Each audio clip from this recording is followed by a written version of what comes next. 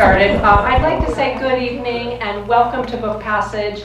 It's wonderful to see this great crowd at an independent bookstore on a Thursday night. So thank you for being here. My name is Melissa Sestaro, and I have the honor of introducing a truly remarkable storyteller, author Emma Donoghue. Emma is the award-winning and best-selling author of the novels Room, Slammerkin, Landing, The Sealed Letter, among others. Her short story collections include The Woman Who Gave Birth to Rabbits and Astray. She's also written historical nonfiction, dramas for the stage, screen, and radio, and even a fairy tale, Kissing the Witch. So Emma keeps on surprising us with her stunning stories, and now she has done it again in Frog Music, her new book. And this is a historical novel set right here in San Francisco and inspired by the unsolved murder of a young woman in 1876. Emma's unraveling of this story is filled with mystery and malice and music. We are so fortunate to have this exceptionally talented writer here with us this evening. Please join me in welcoming the enchanting Emma Donoghue.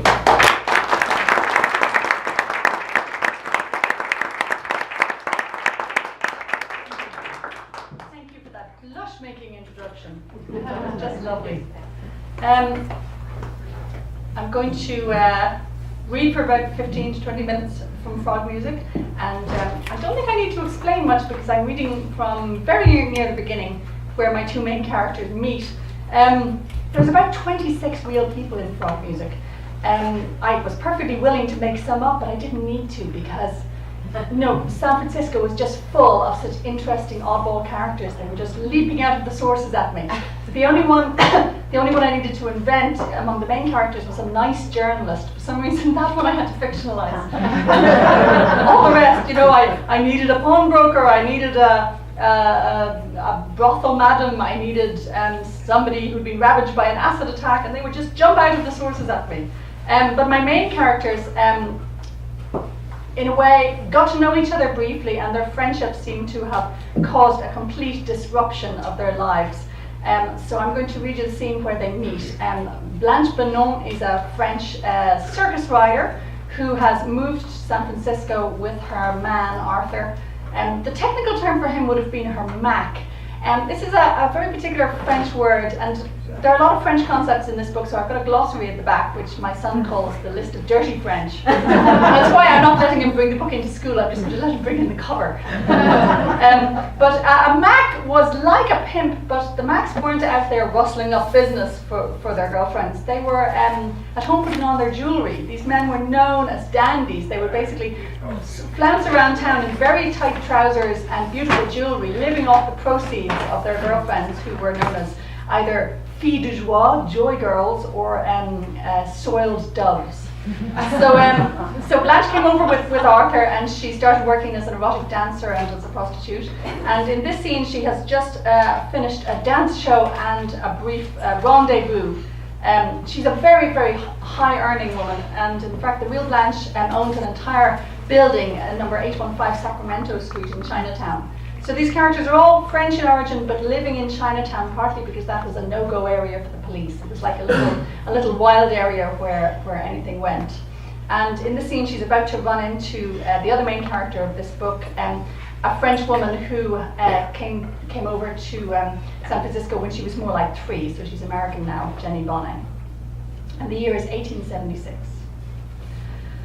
Blanche pivots to cross Kearney Street, but she has to wait for a horse car to rattle by first. The fist-shaped cobbles release all the stored heat of the day into her shoes' thin soles. She steps out in the streetcar's wake, watching for fresh dung in the uncertain dusk, which means she doesn't see the bicycle till it's on top of her. Black, antlerish handlebars, that's all she has time to glimpse before the gigantic spokes are swallowing her skirts. Her scream seems to break the bicycle in two. Machine explodes one way and rider another, smashing Blanche to the ground. She tries to spring up, but her right leg won't bear her. Her mouth is too dry to spit. The lanky daredevil who's knocked her down jumps up, rubbing one elbow as lively as a clown. Ça va, mademoiselle? But the fellow is observant enough to read Blanche's nationality from her chic dress, and the accent is as French as Blanche's own, but the voice... No, not a man's voice, Blanche realizes, not even a boy's. This is a girl, for all the grey jacket and vest and pants and the jet hair hacked above the sunburned jawline. This is one of these eccentrics on whom the city prides itself, which only aggravates Blanche's irritation, as if the whole collision were nothing but a gag, and never mind who's left with merde all over her hem. A cart swerves around Blanche in the street, hooves close enough to make her flinch. She gets up onto her knees, but she's hobbled by her skirt. The young woman in pants holds out a hand, teeth flashing in a grin, and Blanche slaps it away. For this female to run her down on her bicycle and then smirk about it. There's a long screech of brakes, because there's another horse cart at the crossing bearing down on them. The stranger offers her hand again with a theatrical flourish, and this time Blanche grabs hold of the cool fingers and wrenches herself to her feet, hearing a seam rip under one arm. She staggers over to the sidewalk, her skewed bustle bulging over one hip. As she shakes out her aching right leg, she realizes she's alone, because the daredevil has run half a block up Kearney Street and is roaring in English at some urchins who've seized their chance to make off with her fancy high-wheeler. Will serve her right if the machine's gone. But by the time Blanche has hauled her bustle straight and slapped the dirt from her skirts, the rider is back. Perched above the gigantic 5-foot front wheel, she glides down the street to Blanche and then swings one leg over, hops down and hits the ground running. "Jenny Bonnet!" she announces as if it's good news. The accent thoroughly American now, even if she says her surname in the French way with a silent T. She tips her black hat to a natty angle. "And you are?" "None of your business," says Blanche, blowing at the strand of hair that's stuck to her damp upper lip. And she summons her crispest English, because what Blanche lacks in height she can make up for in hauteur. "Listen, you he, she, whatever. The next time you get the notion to make the street your playground..." "Yep, this thing's the devil to steer," interrupts Jenny Bonnet, nodding as if the two of them agree. "Didn't hurt you though, did I?" Blanche bristles at the question. "I'm bruised from head to toe." "No bones sticking out though?" The young woman makes a show of looking Blanche up and down, mugging for a laugh. "No actual bloodshed per se?" "You might have killed us both, imbecile," says Blanche. "Well, if it comes to that, I might have fallen off a steamer to Lima this morning, and you might have caught your death," says Jenny, jerking her thumb at a smallpox flag on a tobacconist just behind them. Blanche jerks back and takes a few steps away from the flag. "Instead, it appears we're both safe and sound, and so is my high-wheeler," and Jenny lets out a cowboy whoop. And oddly enough, Blanche's wrath begins to lift a little. Maybe it's the whisper of a breeze rising off the bay, where the masts of the quarantined junks and clippers seem to be swaying a little, unless that's a trick of the dusk. Maybe it's the soft trill from a flute player in some apartment overhead. The lights are flaring on in all the cafes and shops along Kearney Street, and soon Chinatown's border will be as glittering as a carousel. "Let me buy you a drink," suggests Jenny Bonnet, nodding towards Johan's brasserie. Blanche always likes the sound of that. "As an apology?" "If you like," says Jenny. "Never found them worth the candle myself." Blanche hoists her eyebrows. "If you're sorry, folks can tell," remarks Jenny. No use piling on the verbiage." She lays her bicycle flat outside the brasserie's door, and she beckons a boy over to guard it. "Do you reckon this kid won't run off with it as fast as the others did?" asked Blanche, sardonic. "Ah, I know where this one lives." That disconcerts Blanche. "I never imagined these urchins as living anywhere in particular." Jenny nods up at the building's rickety overhang. "This one's a Johan." As the two women step into the garlicky fog of the brasserie, a couple of customers glance up, but nobody gives the young woman in pants a second glance. This Jenny must be a habituée. Monsieur Johan greets her with a nod, and he clears a space at the bar with his elbows. His fat moustache is leaking wax as he comes back and slaps down their glasses and a carafe of wine. Blanche pours it and takes a long drink. "That's better." She wipes sweat out of her eyes. "Aren't you sweltering under all those layers?" A shrug from Jenny as she fills her own glass. "September can't come too soon for me," says Blanche. "It has to cool down by then." "Ah, the city's the exception to any rules," says Jenny. "I've known it to be hottest in October." Blanche groans at the prospect of that. Monsieur Durand returns with 2 bowls of cuisse de grenouille au beurre noir that they didn't ask for. Discovering that she's hungry, Blanche rips the firm aromatic flesh from the frog thighs. "These aren't like back in France." Nope, they're better, Jenny counters, and she lets out a grunt of pleasure as she chews. Only 10 minutes dead, that's the trick. But a touch too salty. Tell him he's still over salting, she throws at Johan. The owner thumbs his moustache off his unsmiling mouth. Portal! He roars over his shoulder towards the kitchen. How long have you been here? Jenny asks Blanche. Since the winter before last, says Blanche. So why have you stayed? Blanche blinks at the question. You have no manners, miss. Oh, I've got some, says Jenny. They're just not what you might call pretty. Diamond in the rough, that's me. Blanche rolls her eyes. And why shouldn't I have stayed here, may I ask? Well, most move on through, observes Jenny. As if San Francisco's just a mouth swallowing them whole and the rest of America's the belly where they end up. Blanche winces at the image and pours herself more wine. California was Arthur's choice as far as she can recall. Blanche couldn't have found it on a map. All the French they got into conversations with on the ship were heading, just like Arthur and Blanche and Ernest, to some big city. New York or Chicago, if not San Francisco. Any city where it was said the hospitality and entertainment trades paid well.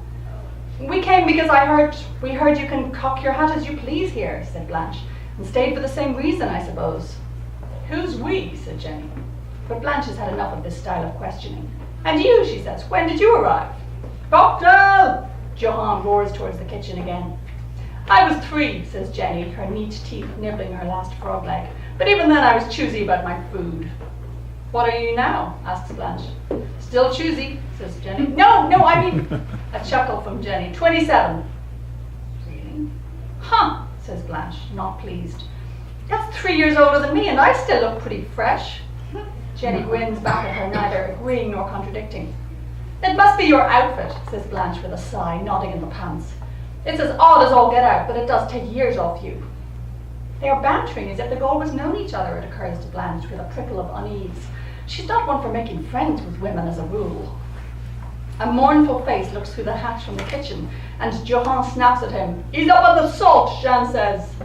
This must be Portal. The cook makes a small but obscene gesture in Jenny's direction. You know I'm right, mon vieux, she tells him. Stick to swamp wading. He mops his forehead with his sleeve and disappears again. So come on now, says Jenny to Blanche greedily. Who are you? What's your story? Hold on. Swamp wading? Blanche repeats.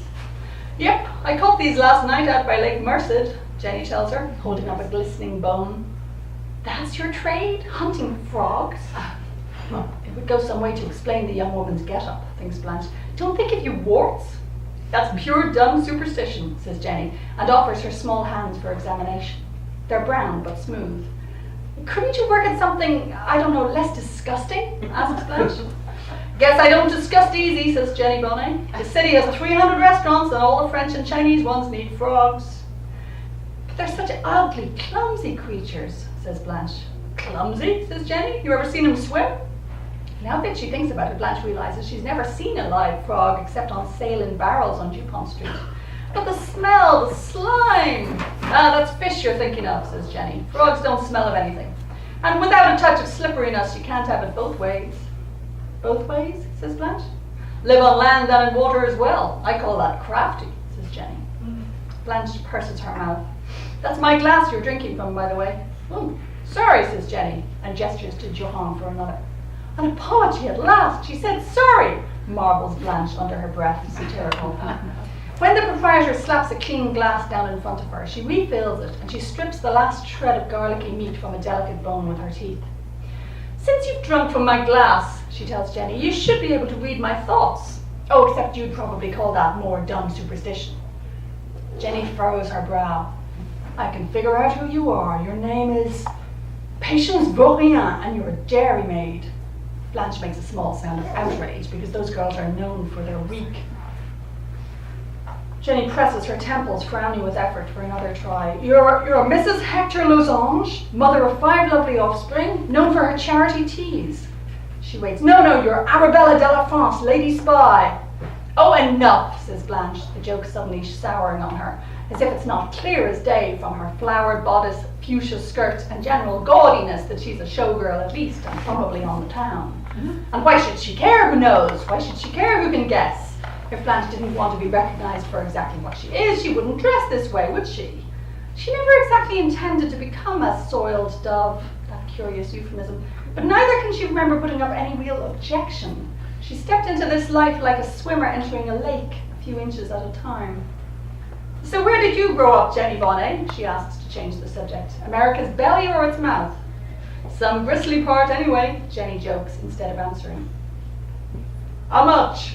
Asks a man at Blanche's shoulder, and she decides to assume he's addressing the proprietor. Have you family? She presses on. And Jenny says very deadpan, fanned under a cabbage leaf I was. I said, how much? The American is breathing right in Blanche's ear, and she can smell the tobacco in his mouth. I'm eating, she says, without looking around. Only asking a civil question. The big man squeezes up to the bar between the two women, dark wheels of sweat under his arms. You're bothering the lady, mentions Jenny. The man turns to look Jenny up and down. You reckon I can't afford her? Jingling coins in his pocket. 'Cause for your information, I could hire 6 of this slut with change to spare. Well, as the fellow says, Jenny remarks, better keep your mouth shut and seem stupid than open it and remove all doubt. The last thing Blanche wants is a quarrel in the middle of her dinner. Across his bulk, she frowns furiously at Jenny. You calling me stupid? Asks the fellow after a second's delay, reddening as he shifts his quid of tobacco to the other cheek. A leather-headed lunk of the highest order, says Jenny pleasantly. And he presents his huge fist for inspection, inches from her face. Somebody ought to teach you to keep your nose out of other folks' business, girlie. My friend Mr. Colt here would not concur, says Jenny, sliding her jacket aside to show a tapering shape in her trouser leg and a Colt pistol. And Blanche is off her stool and an arm's length away, butter dripping, and absurdly she wishes she picked up her napkin to wipe her mouth. Oh, growls the American to Jenny, you've got nothing on you that impresses me, you puny goddamn morphodite. Johan has finally noticed what's brewing at his bar. Door! He roars, pointing them towards the door. Jenny hops down from the stool, a harlequin in a pantomime. The American follows obediently, but when Jenny holds the door for him with flip courtesy, he backhands her into the wall, and the crack of the young woman's skull against a faded print of the Champs-Élysées makes even the most dogged drinkers glance up. Monsieur Johan! Protests Blanche, but the owner only raises his eyes to heaven. Jenny, with the look of a stunned calf, bends to retrieve her hat. The print of the Champs-Élysées falls to the floor with a tinkle of glass. And now the connard has her wrist behind her back and he's marching her out, using her shoulder to shove the door open. Blanche races after the pair of them, yanking at his arm. Have you no shame, she asks, wailing on a female like some brute? The American flicks Blanche against the nearest wall. Struggling for breath, clutching her side, Blanche curses her size because at times like this she feels like some fairy in a world of trolls. The man has dropped Jenny on the sidewalk. Is he going to stave her ribs in with a kick or stamp on her head? Blanche lets out a wail. No, he just lands a squirt of brown tobacco juice on Jenny and he slouches off down the street. Without a second glance at Blanche, she notices, which tells her it was a row more than a woman that he was itching for all along. She leans on the windowsill of the brasserie, dizzy. The leg, bruised by the bicycle earlier, wobbles under her, and her ribs are throbbing from the wall. Nothing's broken, though. Kearney Street is humming around them, burners and reflectors multiplying the light of oil lamps in every storefront, and drinkers are shuffling arm in arm from bar to bar, bawling out dirty choruses. Knots of men are heading for the bordel on Commercial or Pacific to sample Jewesses, Mexicans, black girls, Orientals, though, Blanche thinks with a certain satisfaction, they will still pay highest for French. There's a river of faces, festively red-eyed, as if they've given up even trying to sleep until this heat wave breaks. Smallpox be damned, nobody's staying in tonight. And Jenny Bonnet sits up and lifts her sharp chin with an attempt at a grin. Her face is swelling already where he belted her, a dark-edged cut below the left eyebrow. She turns aside and she pukes her supper neatly into the gutter. How this evening has complicated itself. Blanche should just walk away right now from this gun-packing jester who has caused her damage twice in as many hours. Life in the city by the bay is demanding enough without the company of a girl who runs towards risk like a child to bonbons. But she lets out a long breath, because the fact is Blanche hasn't had so much fun with a stranger since leaving France. Their little circle in San Francisco is, just as it was in Paris, composed of Blanche and Arthur and his best friend Ernest and whoever the two men bring home. Blanche can't think of another acquaintanceship that she's formed as fast and on her own as tonight's with Jenny Bonnet. Such a strange sense of ease and familiarity along with the novelty. So she says, "You should slap a bit of meat on that eye." A derisory grunt from Jenny. "Where do you live?" asks Blanche. "Nowhere in particular." "Oh, what a one for secrets this young woman is. Come on, let's get you home," says Blanche, holding out her hand. "Fact is," says Jenny Bonnet, clambering to her feet, "I'm only out a week." "Out?" thinks Blanche. "Out of... Oh, doesn't that just take the cake? A jailbird." "What were you in for?" she asks. "Oh, the usual. Appearing in the apparel of the other sex," quotes Jenny Bonnet in a pompous voice. Blanche frowns. Can that actually be a crime? "Well, if this outfit keeps getting you arrested," she asks with a hint of impatience, "what makes you keep putting it back on?" "It suits me," says Jenny. So deadpan that Blanche doesn't even register the pun until a second later. This young woman's spirits sure revive fast. "You must be lodging somewhere," Blanche persists. "No, been high-wheeling mostly," says Jenny. "Zooming along on that contraption day and night," thinks Blanche. "What, do you sleep on the wing like some seabird?" "I take naps in parks or theatres or on a friend's sofa when I feel the need," Jenny concedes. There's blood trickling into her collar, Blanche notices now, and a trace of vomit on Jenny's chin. Blanche lets out a small groan. After all, it was for her sake, out of some kind of misguided gallantry, that this curious young female got herself beat up just now. "Come on," she says, "I'm just a step away on Sacramento Street." "Lady," says Jenny, "what makes you think you have to—" "Oh, come on if you're coming," Blanche snaps. I'll leave that there. Thank you very much.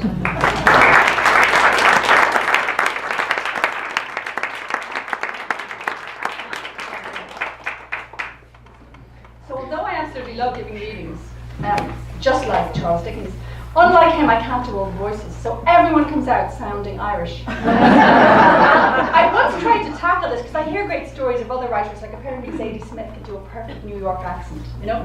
So just before Room was published, I thought, if I really apply myself, surely I can learn an American accent. You know, how hard could that be?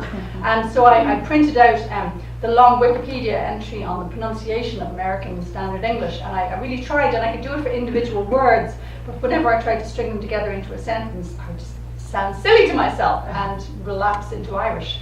So I have huge admiration for actors who make even a halfway decent job of it. Who's got a question for me on anything? Yes. Hi, I just want to say that I was very impressed with your effort at the accents. Oh, I was only They were always different. angling them a little Yeah, bit. but they were always different. They weren't right, but they were always different. Moon is one of my loyalist fans and critics, by the way. Critic in a good sense. I don't mean critic in a nasty sense.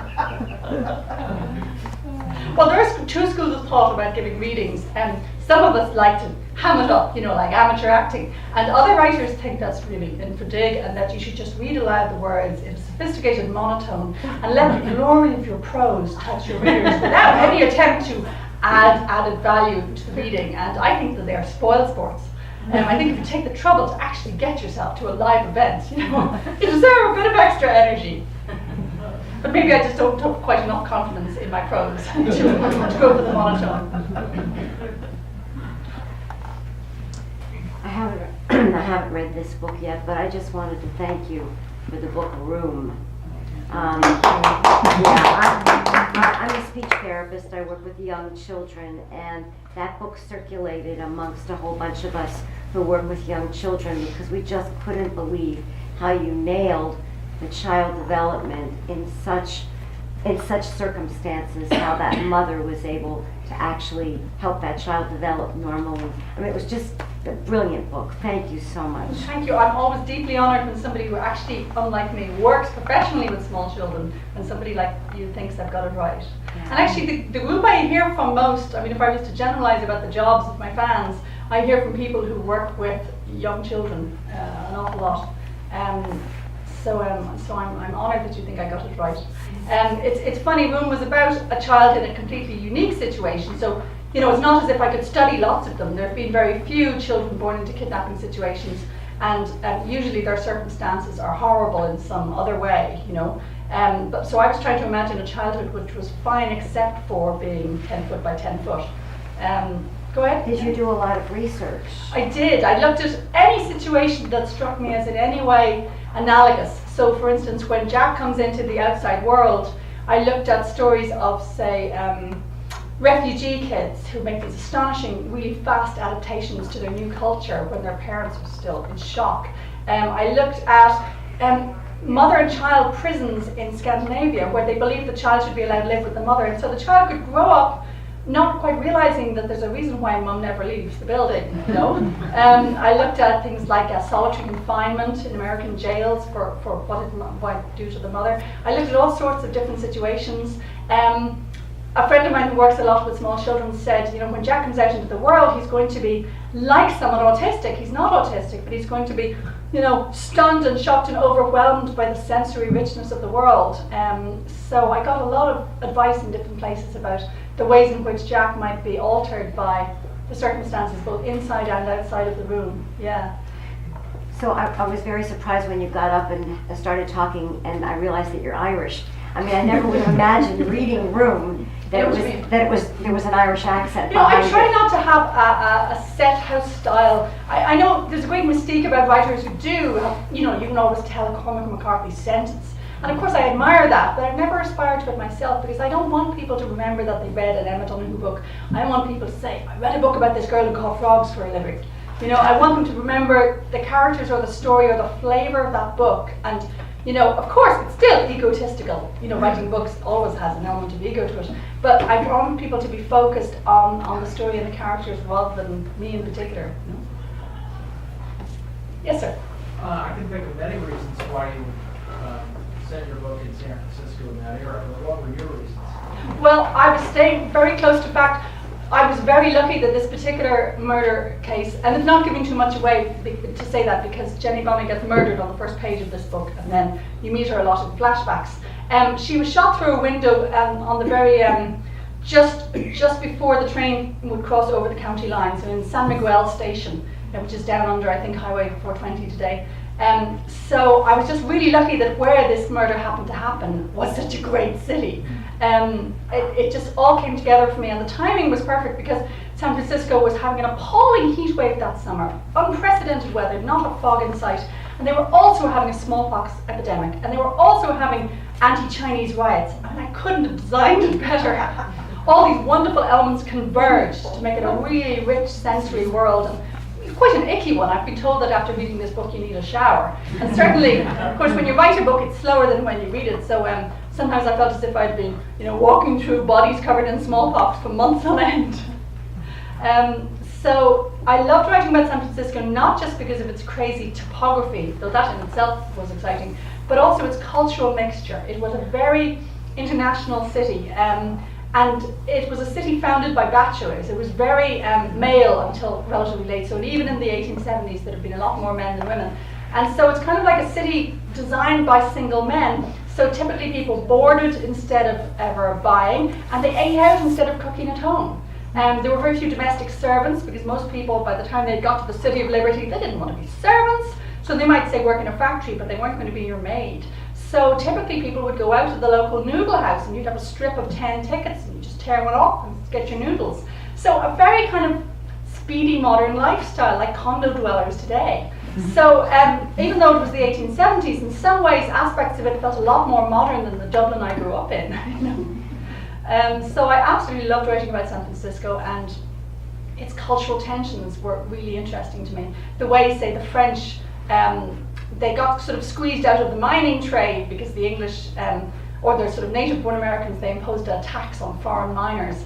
So the French, in a way, cornered the arts of pleasure instead. The French started setting up restaurants and brothels and theatres and pubs, and they made a lot of money that way. So all the different ethnic groups in San Francisco were really interesting. And of course, the persistent attempt to kind of squeeze the Chinese into their horrible, overcrowded ghetto or persuade them out of the country. It's so like, say, the attitude to undocumented migrants from Latin America today. It's sort of like, well, we needed them to do essential services like build the railroads, but now let's squeeze them out.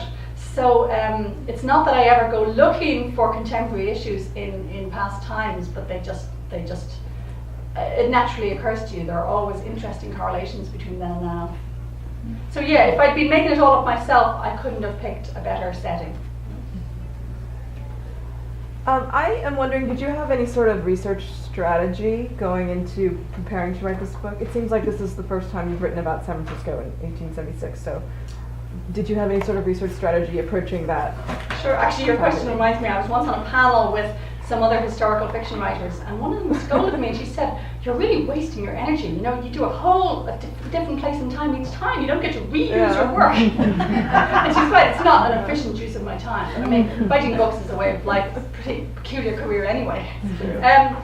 I suppose I began very much with the individuals involved. I began with a cluster of newspaper articles about Jenny Bonnet's killing, and she was a bit of a character in the press already. There used to be little articles saying like, "That crazy French frog girl has got herself arrested for cross-dressing and drunkenness again." You know, so she was a bit of a character, and then after she died, there were a lot of newspaper articles, some of them saying, more or less, "Wonderful girl, shame who killed her," and then other articles, like there was a New York Times one saying, "Woman's mania for male attire leads to death."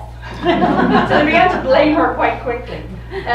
Even though it was never discovered who killed her at the time, it was completely unresolved. So I began close in with the crime, and then I pursued every avenue. And you have to be just willing to do way more research than you could ever possibly need, just to find the tiny little details. So for instance, I did a lot of picture research. It's very hard to know what erotic dancers did in those days. They didn't strip. The idea of taking off your clothes bit by bit, it's more like 1890s. They didn't pole dance.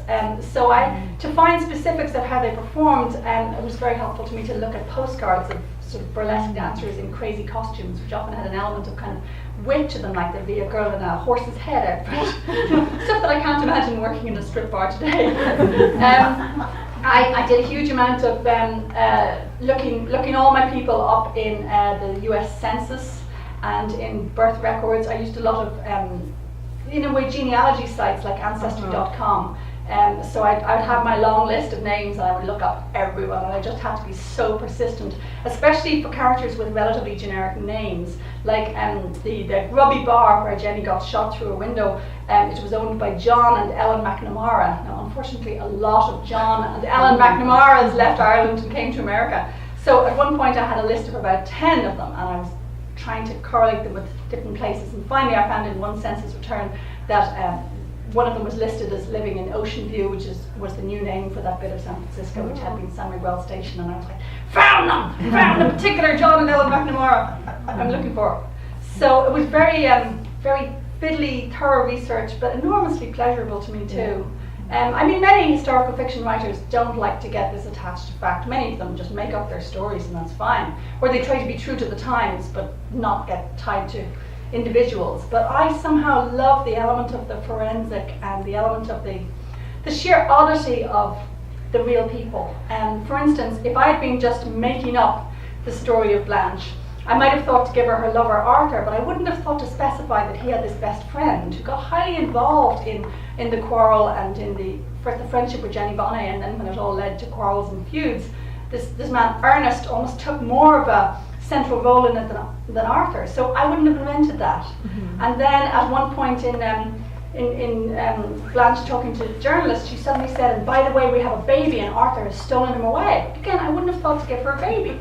So even though I was in fact trying to avoid in any sense repeating any of the themes of Room, because I didn't want to be seen to run after that bestseller audience, this book ended up being very centered on the issue of motherhood and whether a young mother in her 20s who didn't plan to have a baby can find it in herself to love something that needs her so much.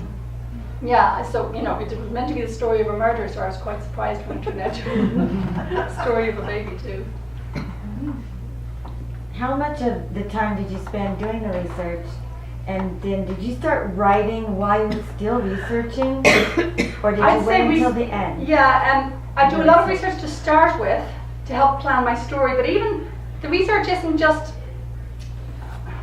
research, because it's giving you ideas for storylines immediately. So you sort of read and then you go, oh, you know what? Oh, maybe I will, and then you start planning a storyline immediately. So I've always found that there's a kind of a natural springboarding effect between the facts and the fiction. And then I started to draft it, but even then you're having to stop in the middle of every sentence and Google something. And I would say the research continued up to the very end. At the copy editing stage, I thought, well, this is my very last chance. I would just look up that database of American newspapers one last time and put everybody's name in. And I found an article that told me of the very early death of one of my main characters just a few months after the book, and I was devastated. And not that it changed my storyline, just that I didn't want that person to die that young. And I'm saying to myself, it's ridiculous. You know that they've all been dead for a century and haven't read it. Why is this so upsetting? What can I say? You get over-attached. So how long did the whole process take? It's hard to know because I got the idea about 15 years ago and I've been doing bits of research over the years. When you first heard about the murder? Yeah, I heard about that in somebody else's book, a Bay Area writer called Autumn Stevens. She's got this great little book called Wild Women with a page per eccentric. And I came across Jenny buying that a long time ago. So I would say I wrote it, sort of full time and the last maybe 3 years, 2 or 3 years, yeah. I loved your book, Astray, Thank you. and all the wonderful little stories about migrants, immigrants, and at the end, the little paragraph of a real person. How did you come to write that? What gave you the urge to write that? Well, in a way, the method or structure I used for that, I came up with first for a collection I did called The Woman Who Gave Birth to Rabbits. I suppose because I'm from quite an academic background, like I was starting to write fiction while I was doing my first degree and my PhD, I got very, very interested in the history of, first of all, women, but then other so-called minorities, and everyone who was treated by the culture as a bit weird, a bit odd, a bit worthless. So I got very interested in the history of slavery and of the nobodies of the world, and let's say people put on show as freaks. So I got interested in, I would say, women and other nobodies. And when I was writing those short stories for my first collection, The Woman Who Gave Birth to Rabbits, I remember saying to my editor, I have all this extra data on how much of this is real and so on, but I'll just hide all that away at the end, because only academics will want it. And my editor said, no way, you'll put it right after each story, because everybody will want to know how much is real and how much is fiction.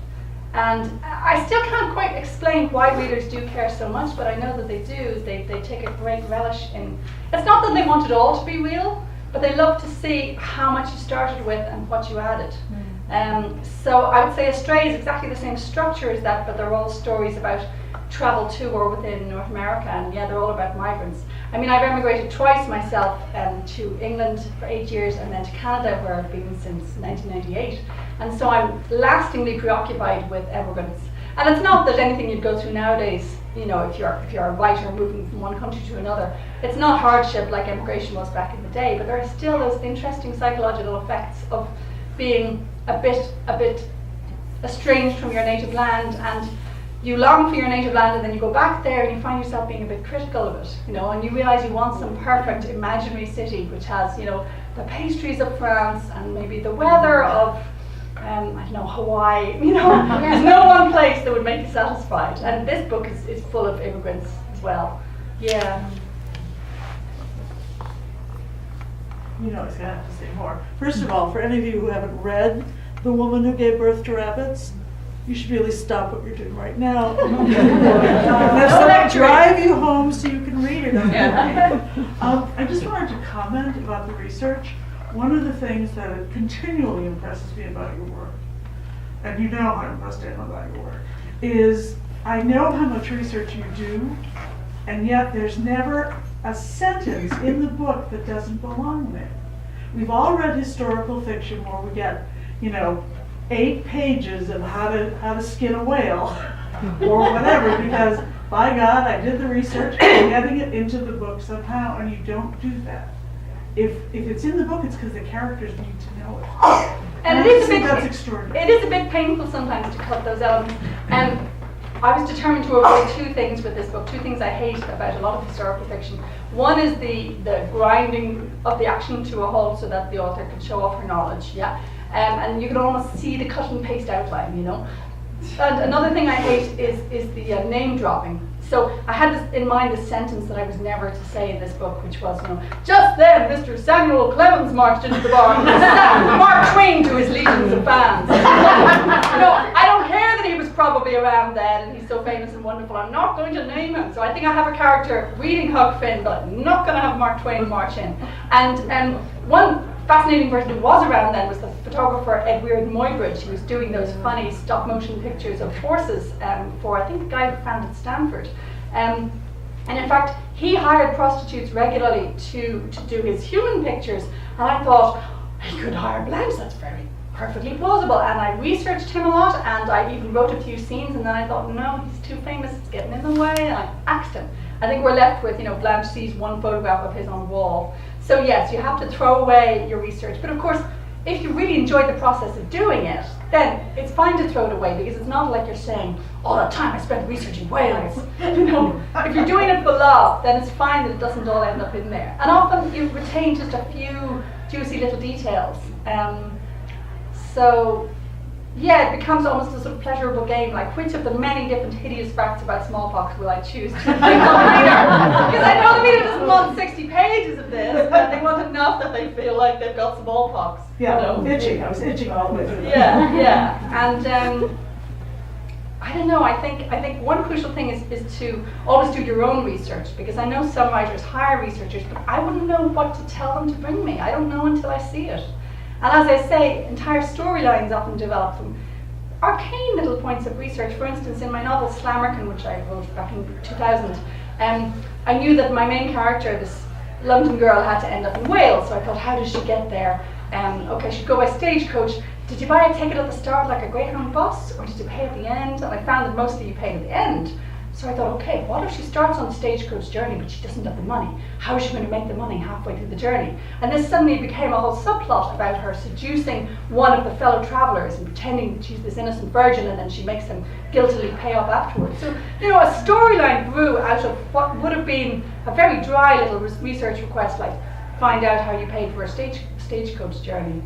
So for me, it's almost impossible to draw a line between the research and the creation of the fiction. And it's funny that sometimes, even though you're officially trying to find as much information as you can, when you get to a dead end and there's nothing more you can drag out of the archive about a particular person, then you feel sort of like, fine, I'll make the rest up. There's a moment's glee. So you don't always want to find a huge amount of information. One of my previous books, The Sealed Letter, is about a Victorian divorce case, and it's named for this document that the lawyers in the divorce case kept referring to and brandishing in court, but they never opened it. And I thought this was such a wonderful image for sort of, the secrecy of people's relationships and what is not exposed. And I was quite nervous that in my research I would come across this letter, because of course I wanted to use it for my own purposes as a symbol, and I wanted to make up what was written inside. So the last thing I wanted was to find it. Yeah. You're such a visceral writer. You really can smell everything, and it is really truly horrifying, smallpox. But that baby is really hard to love. So what was it like to create a baby that was so tormented and tormenting? And I really think she could be excused if she couldn't love any baby because of her age and her work and the immigrant status and everything, but to have such a difficult baby. Well, once I realized that the novel was going to feature Blanche's missing baby and her search not only for the baby, but in a way for the motherhood in herself, I thought, I'm not going to make it easy. I hate these films where slightly cranky adult has to babysit cute 9-year-old, and you know that they'll be having fun playing checkers in about 10 minutes. So I thought, first of all, I'm going to make Blanche truly resistant to motherhood.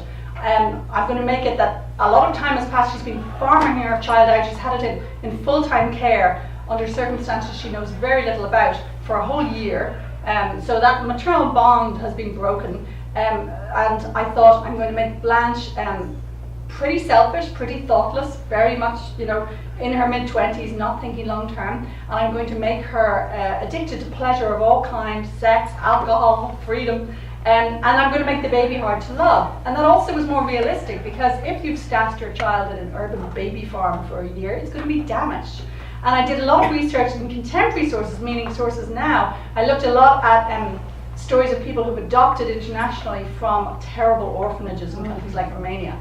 And I was trying to find a plausible set of circumstances where a baby would be in a bad state and yet in fact still salvageable, so not long-term damage, but very, unappealing, frankly, in the short term. So I found two main things that it would be very likely that a child would have rickets, for instance, from the lack of the vitamin and lack of sunshine, but rickets is very healable. You give people the right vitamins and those weird malformations of rickets can kind of fade away in a few months. And I also, what turned out to be crucial was that in the sources, Blanche said her baby was about a year, and from all the research I did, it looked like if you can get a child out of those terrible situations by about a year, they can start to catch up miraculously. One blog I read by a mother who'd adopted a child internationally, she said she brought the baby home and the baby started to sprout teeth, like day by day, more teeth, and it was almost creepy. But it's that the teeth had been ready to come, and only in a situation where the child had enough calories, enough love, suddenly it started to thrive at top speed.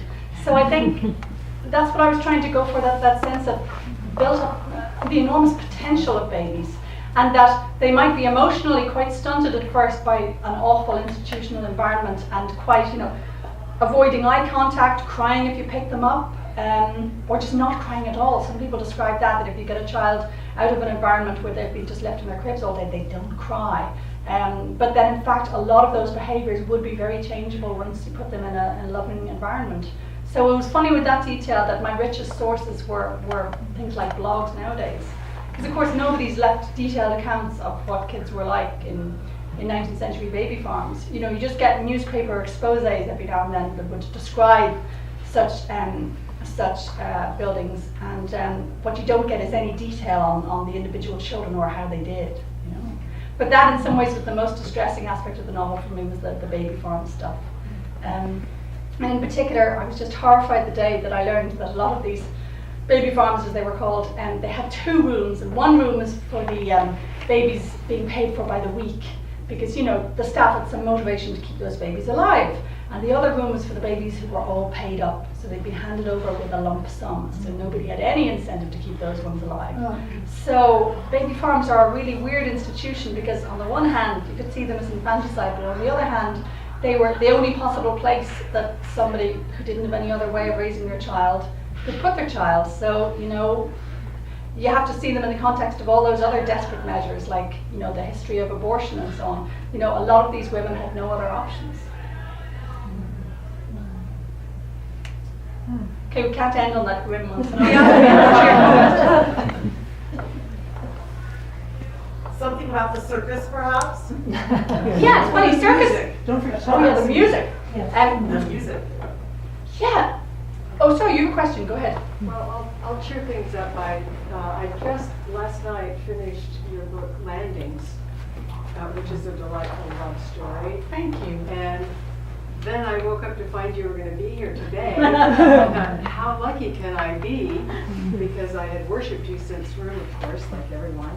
But I must say that it's it's a wonderful book. And until the very end, I didn't know how they would choose. Splendid. I'm so glad. I hate it when an ending seems too obvious, Thank you very much. That was a compliment just disguised as a question. The music in Frog Music, I did have one interviewer last week who said to me, "There's no actual music in there though, is there? It's just the words." Well, that's just the nature of the form, sir. But I said to him, you can buy the audiobook because the actress bursts into song at every point where it's needed. I came up with the phrase frog music quite early on. Once I realised Jenny was a frog catcher, and frog is also slang for the French. It just seemed irresistible. So I wanted a frog phrase. And I thought I needed some idiom for the kind of urgent grunting sound of a lot of male frogs in mating season. And that's the only time that frogs make a sound. It's basically, it's their lust call, So I came up with this phrase, frog music, and then I thought, I should put a few songs in because it says music in the title. And the more I looked into the history of music in the 19th century, the more I found that people sang all the time. They were utterly casual about singing. Even though they had access to professional performers and buskers and so on, ordinary people would burst into song in the middle of a train. Behavior that would get you kicked off public transport. Unfortunately. That's true. And actually, I found when I visited China a couple of years ago, again, the tour guide who was showing us across the Great Wall, he was just singing aloud at all points. So clearly in some parts of the world it is still possible to sing like that. So I realised that my main characters all having some kind of performance background. Like Jenny is a former child actress, Blanche was in the circus.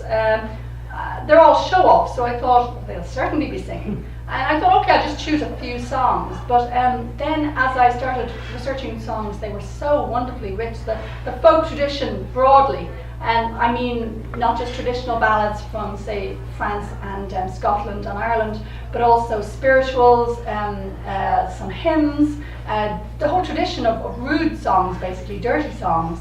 And Stephen Foster's kind of pop songs of the day. Some songs from operas like, say, Home Sweet Home, then became mass hits. And I got so interested in the music, I thought, you know, I'm going to allow this music to suggest the whole streetscape. And in particular, it helped me. I didn't have to stop and say, just then a group of Mexicans came up. You know, I was able to suggest the cultural whirl via the music. And I also love the way musical traditions don't stay pure. For instance, one spiritual quoted in this book, A City Called Heaven, I just assumed, you know, it was an authentic impulse straight from the south. And I found that it was a white gospel tune that black churches had adopted. So I was often fascinated to find that a song had, just like people, sort of hopped the fence and mingled with other traditions, mingled with other groups, because music is inherently social. So yeah, the songs just completely took over this book. And I've got a complete playlist listenable online, and I really enjoyed the music aspect of things. Yeah, makes it a little bit embarrassing at reading sometimes, because tonight's scene didn't happen to include any songs, but occasionally they do, and I have to burst into song. Not my natural form.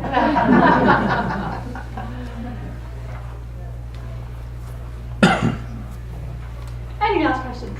Well, if we're done with tonight, how about the future? What are you working on now? I'm finishing the screenplay of Room, which we hope to film this autumn with the lovely Brie Larson as Ma. We've just cast her. I'm very closely involved in that. And though I do realise that the writer's powers probably diminish as soon as the screenplay is finished. You know, they'll keep consulting me, but I shouldn't kid myself that I have any actual powers. But it's been absolutely brilliant being involved in that.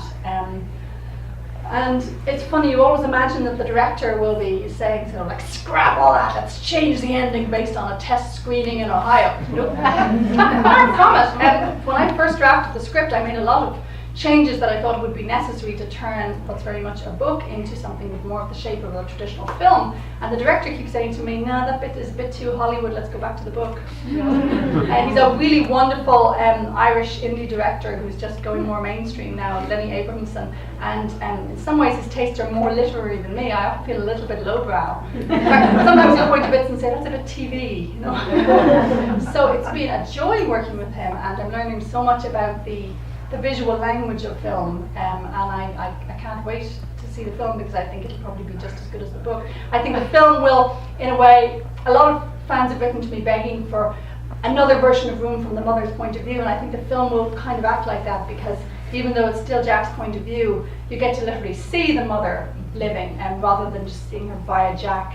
So I think it'll offer a whole new angle on the same story. Do you think you might I think Miss Slimerton would be an extraordinary film? I think because that one ends with an execution. It would be so vivid. It would be vivid, and actually it was optioned, and they tried it, and of course in one draft they tried changing the ending so she doesn't get executed, and it didn't finally get made. I think it was just in the end too downbeat a story. There's a lot of film interest in this one already, which is great fun. And what I'm actually writing at the moment is a kids book. I'm trying to write what I hope will be a 5-book series. I know it sounds ridiculous to say so when my publishers haven't even bought my first one yet, but you have to think big. You know, I find very early on in planning a book, it really helps to give a title, and I always write the blurb, you know, as if the book's ready, even when the book's not written yet. And I'm like, you know, this atmospheric novel, blah, blah, blah, blah, blah. And somehow it's easier to write it when you've said to yourself, this is a book, this is just a project. So here I am with my 5-book series for kids, and I feel rather nervous about this, because in Frog Music, murder mystery, which is one element of the book, that was a new genre to me. I've written about crimes before, but never in that particular way where you sort of have a contract with the reader to give them the pleasures and thrills of a crime novel. So I felt a bit nervous with that, but I feel far more nervous about writing a children's novel, you know, because they're just a whole other population and they're not polite. Thank you very much for your questions.